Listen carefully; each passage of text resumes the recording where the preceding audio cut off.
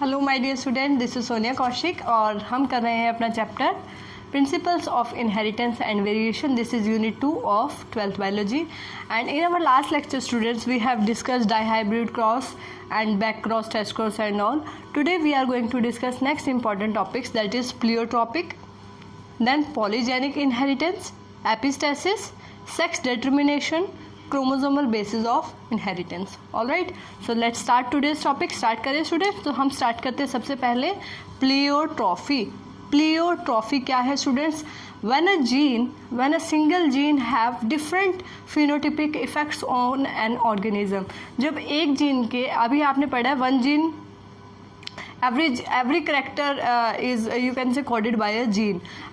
Every character or trait in an organism, a gene is responsible for that character or trait. ठीक है, उसके लिए कोई ना कोई जीन रिस्पॉन्सिबल है. जैसे आई कलर के लिए जीन रिस्पॉन्सिबल है, हेयर कलर के लिए.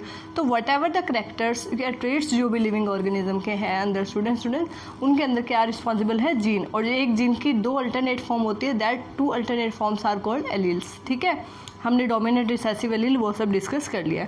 तो अगर हम एक ही जीन की बात करें, अभी देखिए आई कलर का जीन अलग है, हेयर कलर का अलग है, ठीक है, लेकिन अगर एक ही जीन जिसके मल्टीपल अफेक्ट्स आए बॉडी के ऊपर या ऑर्गेनिज्म के ऊपर, दैट टाइप और that phenomena is called pleiotrophy and that type of genes are called pleiotrophic genes. ठीक है, तो सबसे पहले हम बात करेंगे किसकी? सबसे पहले हम बात करेंगे प्लियोट्रॉफी. ठीक है, प्लियोट्रॉफी क्या है स्टूडेंट? देखिए, it is a phenomenon in which a single gene have different phenotypic effects on organism. ठीक है स्टूडेंट, एक एग्जाम्पल कर लेते हैं यहाँ से. एग्जाम्पल जैसे फिनाइल कीटोन्यूरिया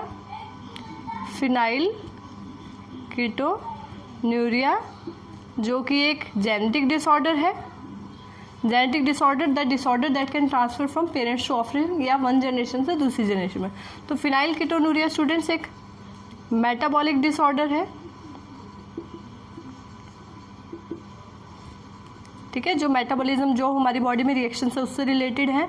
और जेनेटिक डिसऑर्डर है, जेनेटिक या हम कहें कॉन्जेनिटल, जो एक जनरेशन से दूसरी जनरेशन में ट्रांसफ़र होता है. ठीक है स्टूडेंट, तो फिनाइल कीटोन्यूरिया के अंदर क्या होता है स्टूडेंट्स? एंजाइम डेफिशिएंसी होती है.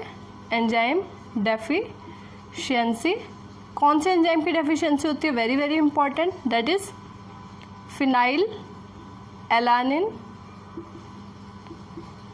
टायरोसिनेज. कौन से एंजाइम की deficiency? Phenyl alanine tyrosinase. Actually this enzyme is responsible for conversion of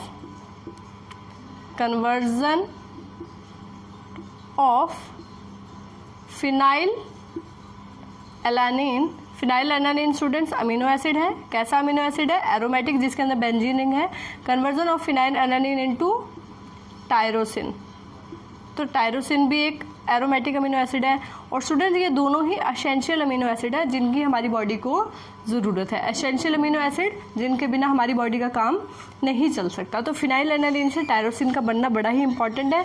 but that process occurs with the help of this enzyme phenyl alanine tyrosinase. और ये एंजाइम डेफिशिएंट होगा किन organism के अंदर? जिनके अंदर डिजीज़ होगी, जेनेटिक डिसऑर्डर होगा, phenyl ketonuria. So students, phenyl ketonuria में तो एक मेटाबॉलिक डिसऑर्डर है, तो ये एंजाइम नहीं होगा.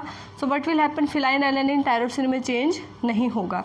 लेकिन इसके साथ साथ अब जो जीन रिस्पॉन्सिबल है ये एंजाइम बनाने के लिए स्टूडेंट्स, जो एंजाइम रिस्पॉन्सिबल है, जीन रिस्पॉन्सिबल, ठीक है, ये एंजाइम बनाने के लिए जो जीन रिस्पॉन्सिबल है, कौन सा enzyme? Phenyl alanine tyrosine. This gene also causes mental retardation, also causes mental retardation. ठीक है, मेंटली रिटार्डेड होगा वो इंडिविजुअल. मेंटल रिटार्डेशन हो जाएगा, और क्या आ जाएगा student, skin pigmentation, skin pigmentation, skin में और ज़्यादा जो है डार्क स्पॉट्स जो है आ जाएंगे कहीं ना कहीं, स्किन पिगमेंटेशन। तो इस तरह के इफेक्ट्स स्टूडेंट्स देखने को मिलेंगे along with this along with this problem in conversion of phenylalanine into tyrosine. तो स्टूडेंट्स अब इस तरह का जो जीन होगा that have multiple phenotypic effects, phenotypic जो हमें दिखाई दे रहे हैं। अभी देखिए क्या अफेक्ट है, multiple phenotypic effect, mental retardation है, स्किन पिगमेंटेशन है along with this metabolic disorder. तो इस तरह के जीन को स्टूडेंट्स कहेंगे pleiotropic gene, PLEIO, pleiotropic gene, ठीक है। एंड द फिनोमिना, इस तरह की जो फिनोमिना है, जो कंडीशन है, उसको कहेंगे प्लियोट्रॉफी, ठीक है, क्लियर। नेक्स्ट हम आते हैं polygenic inheritance. Poly means several in number, genic मतलब genes, polygenic inheritance. And now students, there are some characters or some traits in human that are controlled by different number of genes, ठीक है। जैसे हम skin colour की बात करें, so there is not a two skin colour. जैसे हमने plant के केस में बात की थी, पाइजम सेटाइवियम के अंदर एक टॉल प्लांट था और एक ड्वार्फ था, ठीक है, दो तरह के अल्टरनेट कैरेक्टर। लेकिन अगर हम अपने स्किन कलर की बात करें तो ऐसा नहीं है कि दो ही स्किन कलर है, white and black, there are different pigmentation range in skin of human. चाहे हम अगर इंडियन की देखें तो स्किन टोन अलग है, फॉरेनर की देखें तो डिफरेंट है, alright. Even in India different skin tones or different skin pigmentation is there. That means skin के लिए जो जीन रिस्पॉन्सिबल है स्किन कलर के लिए, कोई एक जीन रिस्पॉन्सिबल नहीं है, बहुत सारे जीन्स हैं जो स्किन कलर को डिटरमाइन करते हैं। सिमिलरली अगर हम हाइट की बात करें, so it is not fix कि एक या दो तरह की हाइट है, 5 फीट है या 6 फीट है। There are different range of height, like skin colour जैसे डिफरेंट है वैसे ही हाइट भी डिफरेंट है। सो आप देखिए हाइट के लिए भी कोई स्पेसिफिक एक जीन नहीं है। We can say multiple number of genes are responsible for height, multiple number of genes are responsible for the skin colour. So students, इस तरह की जो इनहेरिटेंस है that requires a several number of gene, that is called polygenic inheritance, ठीक है।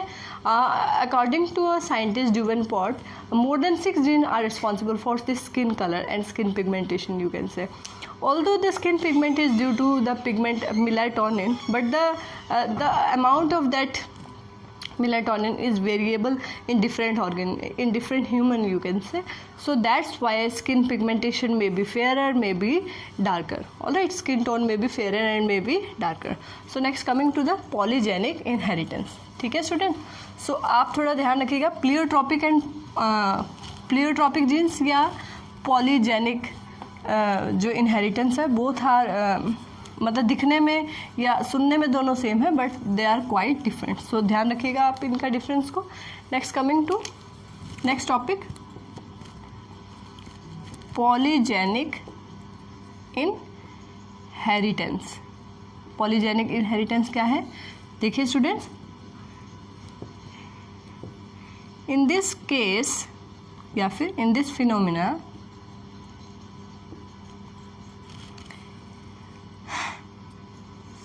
several number of genes, I am writing in very simple and easy understandable language.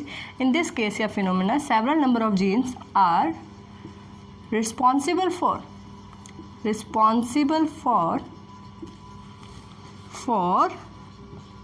same character, ठीक है। Same character कहें या same trait कहें, same character या same trait के लिए बहुत सारे जीन रिस्पॉन्सिबल है। एग्जाम्पल की हम बात करेंगे, स्किन कलर, और हम एक और एग्जाम्पल ले सकते हैं यहाँ पे, हाइट, ठीक है, हाइट और स्किन कलर। तो अकॉर्डिंग टू ड्यूवेनपोर्ट, एक साइंटिस्ट है, more than 6 genes are responsible for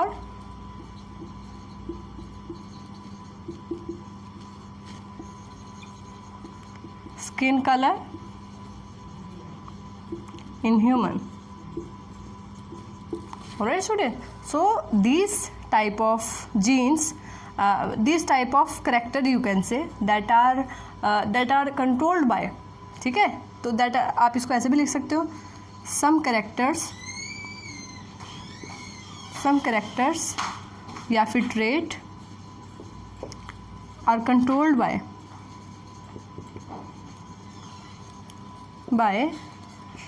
more than one or two genes, ठीक है, that type of inheritance is called polygenic inheritance. So you can write as per your comfort, जो आपको ठीक लगे वो आप लिख सकते हैं, ठीक है. तो पॉलीजेनिक इनहेरिटेंस मतलब इसमें नंबर ऑफ जीन्स ज़्यादा है, करेक्टर एक है. और दूसरा प्लियोट्रॉपी के अंदर क्या है, नंबर ऑफ फिनोटिपिक इफेक्ट ज़्यादा है, ठीक है, नंबर ऑफ करेक्टर ज़्यादा है, जीन एक ही है. Alright, so this is the basic difference between pleiotropy and polygenic inheritance. So now coming to epistasis. ठीक है स्टूडेंट्स, हमने dominant gene and recessive gene हमने किए. तो उस डोमिनेंट जीन में हमने किया, a dominant gene will always express itself whether it is present individually और whether it is present along with recessive gene. ठीक है, चाहे वो होमोजीनियस कंडीशन में है, चाहे वो हेट्रोजीनियस कंडीशन में है, dominant gene will always express itself. And the recessive gene is not able to express itself when dominant gene is present. Recessive gene अपने आप को तभी एक्सप्रेस करता है जब डोमिनेंट नहीं है, केवल रिसेसिव के ही दोनों एलील हैं होमोजाइगस कंडीशन में. ठीक है स्टूडेंट, लेकिन अब क्या करें, अगर डोमिनेंट और रिसेसिव दोनों ही प्रेजेंट है तो वहाँ डोमिनेंट एक्सप्रेस करेगा. Alright, this is the case of dominant and recessive. लेकिन यहाँ पे कुछ केस दूसरा है. यहाँ पे क्या है, अगर दो जीन है and one gene in going to mask the expression of other gene, एक जीन ने दूसरे जीन के एक्सप्रेशन को मास्क कर लिया, छुपा लिया, हाइड कर लिया, that condition is called epistasis. Very very important. This topic is not given in NCERT but still important. Okay, so note it down. Epistasis क्या है students? Epistasis it is a condition या phenomena in which one gene mask होता है student छुपाना, very very important है. Mask the expression of other gene. ठीक है, अब मान लीजिए दो जीन है, जीन एग्जाम्पल से समझा रही हूँ, जीन ए, जीन बी. मान लीजिए जीन ए हाइड्स या मास्क द एक्सप्रेशन होता है स्टूडेंट जो अपने आप को शो करे. जैसे हाइट का जीन क्या शो करेगा, हाइट. कलर का जीन कलर. तो ऐसे ही जो भी जीन है, gene A mask and hide the expression of gene B. अगर जीन ए जीन बी के एक्सप्रेशन को हाइड करता है जब भी ये दोनों एक साथ प्रेजेंट हैं, तो स्टूडेंट जीन ए क्या होगा, एपिस्टैटिक जीन. द जीन क्या है ये, the gene which masks the expression of other gene.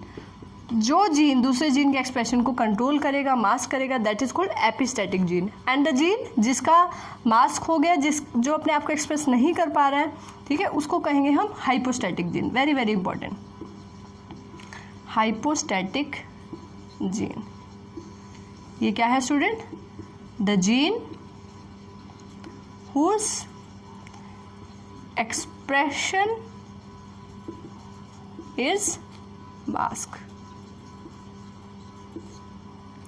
ठीक है, जिसका एक्सप्रेशन मास्क हुआ है. ठीक है, हाँ, मास्क हुआ है, छुपा लिया गया है, उसको हाइपोस्टैटिक जीन कहते हैं और इसको क्या कहते हैं, एपिस्टैटिक जीन. ठीक है, तो दिस इज एपिस्टेसिस. जब एक जीन दूसरे जीन के एक्सप्रेशन को मास्क कर लेता है, उसको शो नहीं होने देता. तो अभी इसमें कोई डोमिनेंट या रिसेसिव नहीं है. ठीक है, जीन देखिए, डोमिनेंट या रिसेसिव किस में होता है, एक ही जीन के दो एलील के अंदर. जैसे अगर हम बात करें हाइट की, प्लांट हाइट की, प्लांट हाइट की, पी प्लांट की बात करें, पी प्लांट में अगर हमने हाइट की बात की थी, ठीक है, तो वहाँ पे हाइट के लिए 2 जीन थे। हाइट के लिए जीन था जो, उसके 2 एलील थे, कैपिटल टी और small T. This is recessive, ठीक है, और ये क्या था, डोमिनेंट। तो माय डियर स्टूडेंट्स देखिए, चाहे ये डोमिनेंट था चाहे ये रिसेसिव फॉर्म थी, डोमिनेंट एलील या फिर recessive allele, both are the responsible for height, तो हाइट से रिलेटेड थे। लेकिन ये 2 अलग जीन हैं, मान लीजिए एक कलर के लिए है और एक हाइट के लिए है, तो ऐसे 2 जीन जो एक दूसरे से बिल्कुल डिफरेंट है, जिनका काम डिफरेंट है, but even then they are interfering with functioning of one another, ठीक है। तो उस तरह के जीन्स को हम क्या कहते हैं स्टूडेंट्स, उस तरह के फिनोमिना को एपिस्टेसिस, ठीक है। यहाँ पे जो डोमिनेंट और रिसेसिव वाला केस है वो एक ही जीन की 2 फॉर्म्स के बीच में कॉम्पिटिशन है, that is called dominant and recessive form. Alleles are the you can say different forms of a gene, ठीक है। जैसे अगर हम ब्लड ग्रुप की बात करें, वहाँ ब्लड ग्रुप ए है, बी है, ठीक है, तो that are also due to different alleles, you can say that is multiple allelism, ठीक है। ब्लड ग्रुपिंग के लिए जीन है, लेकिन वहाँ जीन ए भी हो सकता है, बी भी हो सकता है, ए बी एंड ओ, तो दैट इज मल्टीपल एलीलिज्म, ठीक है। जनरली 2 एलील्स है, लेकिन वहाँ मल्टीपल एलीलिज्म, वो भी हम करेंगे, ठीक है। So I hope this topic is clear to you. Epistasis, और द जीन जो मास्क करेगा, that mask the character, that is epistatic gene, and the gene whose character is mask is called hypostatic gene. Alright student, now coming to our next topic, sex determination. Alright, sex determination. I hope you have done little bit of this topic in your junior classes also. Sex determination topic आपने किया है, ठीक है।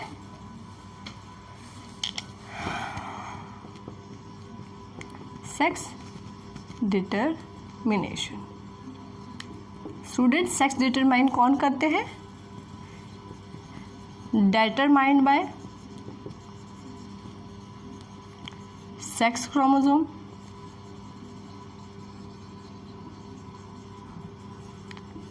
ठीक है, या आप कहें sex determination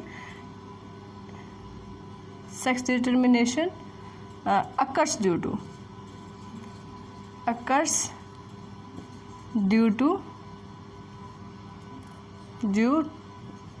to presence of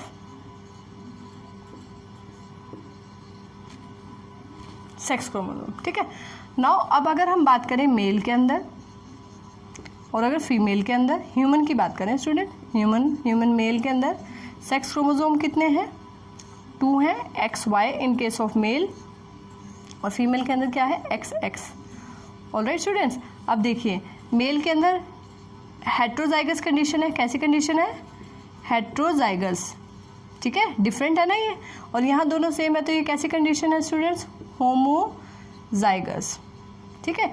यानी कि ह्यूमंस के अंदर जो सेक्स डिटरमिनेशन का सिस्टम है उसको हम XXXY सिस्टम कह सकते हैं स्टूडेंट्स, क्या कह सकते हैं, XXXY सिस्टम, फीमेल के अंदर और मेल के अंदर। Now coming to the Punnett square की अगर हम बात करें, जैसे हमने मोनोहाइब्रिड डाईहाइब्रिड क्रॉस में किया था, देखिए this is female XX, this is male XY। अब देखिए इसको इससे क्रॉस करवाइए, XXXY, अगेन इसकी इससे क्रॉसिंग कराएंगे XX, इसकी इससे कराएंगे तो क्या होगा, XY। तो students this is male child, this is male child, 2 male child will be there and 2 female child. Alright, so in this case F1 generation 50% chances किसके हैं, मेल चाइल्ड, एंड 50% चांसेस किसके हैं, फीमेल चाइल्ड। ऑलराइट स्टूडेंट्स, तो ये है XXXY system. अगर हम Drosophila की बात करें, ड्रोसोफिला जिसमें बहुत सारा एक्सपेरिमेंटल वर्क भी करते हैं, इसको स्टूडेंट्स इसको फ्रूट फ्लाई भी बोलते हैं, फ्रूट फ्लाई, ठीक है। तो फ्रूट फ्लाई के अंदर स्टूडेंट्स XXX0 ये सिस्टम रहेगा, ठीक है। ऐसे ही आपको पता होना चाहिए ठीक है, ये फीमेल है, मेल के अंदर कोई वाई यहाँ पर नहीं है। अगर बर्ड्स के अंदर हम देखें स्टूडेंट्स, वेरी वेरी इंपॉर्टेंट, देखिए बर्ड्स या फाउल जो हम हैन वगैरह हैं, या अगर हम देखें फिशेस के अंदर वहाँ क्या कंडीशन रहती है स्टूडेंट, ZZ ठीक है, ये सेक्स। और स्टूडेंट्स यहाँ जो इम्पॉर्टेंट पॉइंट है नोट करने के लिए, दैट इज़ कि ये हेट्रोजाइगस यहाँ पे फीमेल होगी, वेरी वेरी इंपॉर्टेंट। हमारे केस में, ह्यूमंस के केस में हेट्रोजाइगस इज मेल, लेकिन यहाँ पे हेट्रोजाइगस कौन है, फीमेल, ऑलराइट। और होमोजाइगस कंडीशन में कौन है यहाँ पर, mail. So this is the main difference between sex determination in case of birds and in case of human beings. Alright student. Now coming to cockroach. Cockroach के अंदर student Z0 ZZ type रहेगा, आप note कर सकते हैं, competitions के लिए important है। एनसीईआरटी में only human and this bird, I think this was given and other were extra. So this is for cockroach or you can say insects, ठीक है, cockroach और insects. So here also you can say this is male, homozygous is male and this is female, ठीक है। So in this way you can say sex determination is different in different organisms. So now coming to sex determination in human student, who is responsible for the sex of child, male, ठीक है, यानी कि father कहें हम या mail कहें, father is responsible for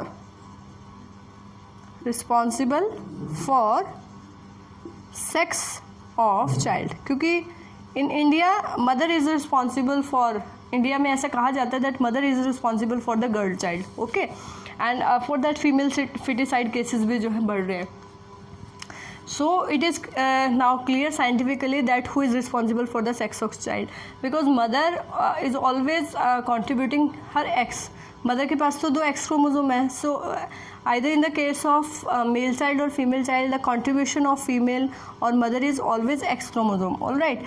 But if it is crossed with sperm that carries X, so it will results in daughter. And if the X chromosome fuses with this Y chromosome or gamete that is present inside Y chromosome present inside the sperm, so that will be a male child. So XX is a female child, XY is a male child.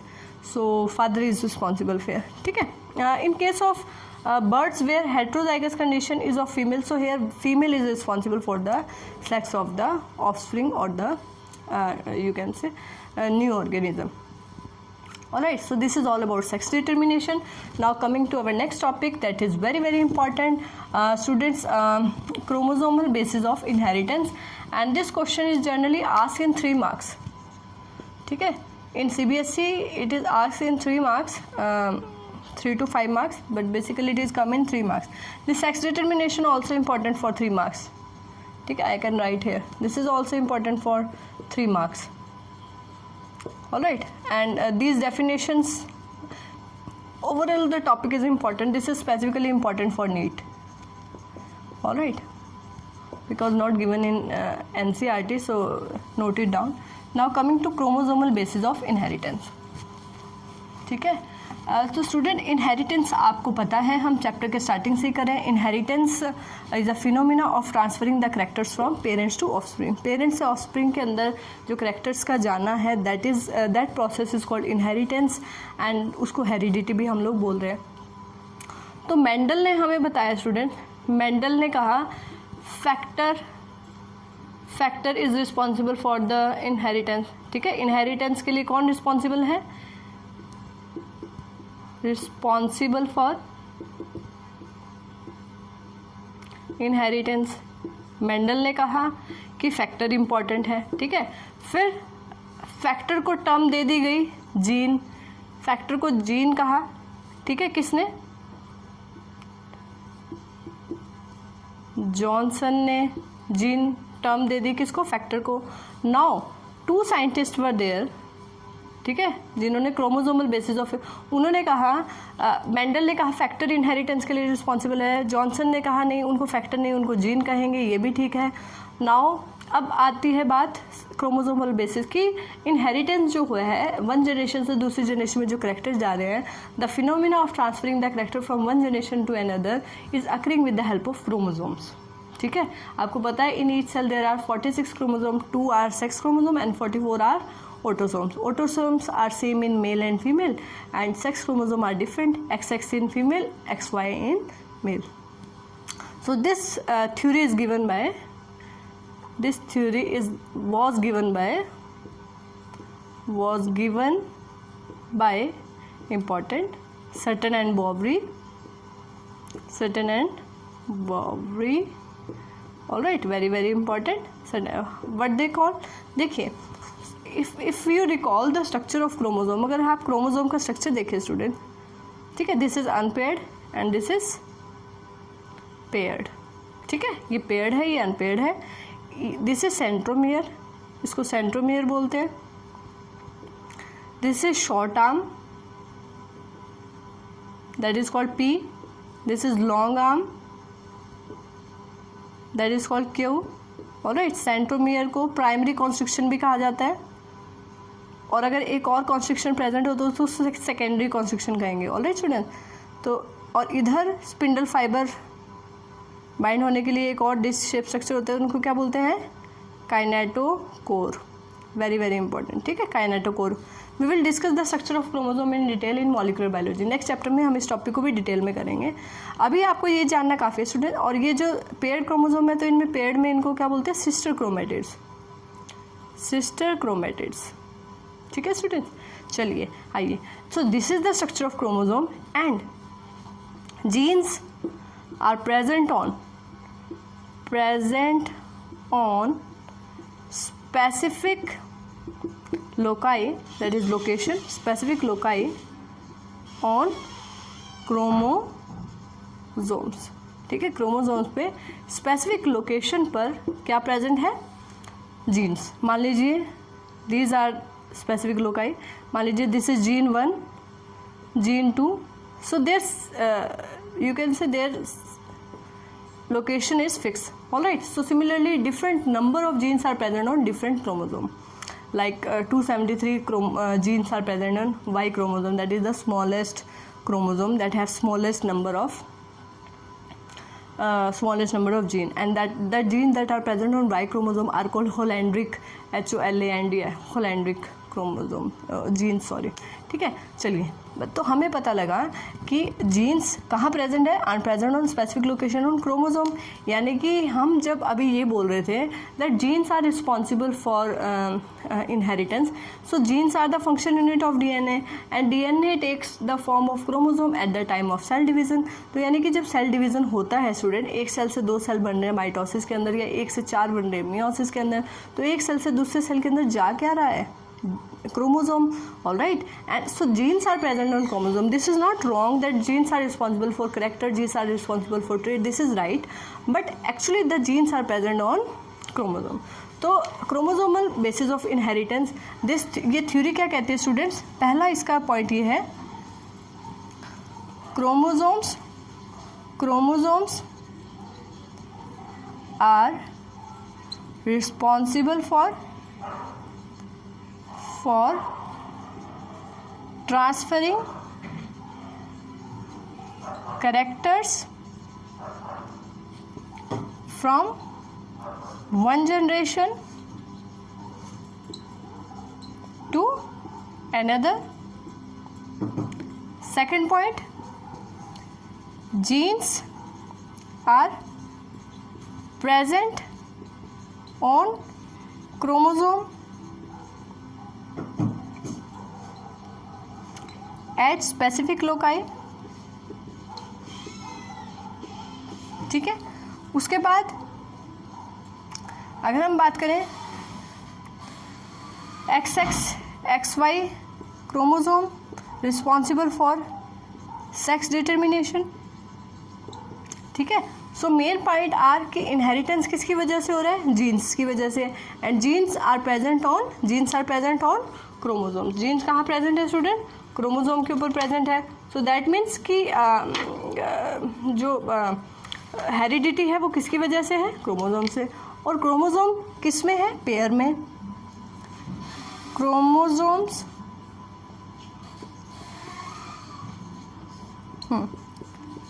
Occurs in pair, ठीक है, pair के अंदर present है as allele, जैसा कि allele होते हैं जो मेंडल ने बताया था। मेंडल ने कहा था एक जीन की दो फॉर्म होती है students, and that alternative form are called allele, और पेयर्ड होते हैं एलील डोमिनेंट या रिसेसिव। ऐसे ही क्रोमोसोम्स भी किस में होते हैं स्टूडेंट्स? पेयर में होते हैं, ठीक है, they are also present in pair, ठीक है। तो अगर हम बात करें XXXY क्रोमोसोम की, तो ये एग के अंदर प्रेजेंट होंगे और ये किसके अंदर होंगे? स्पर्म के अंदर। जब गैमीट फॉर्मेशन होगी स्टूडेंट, गैमीट फॉर्मेशन होगी, मियोसिस होगी, तो या तो स्पर्म के अंदर X जाएगा या Y जाएगा, अभी अभी हमने डिस्कस किया।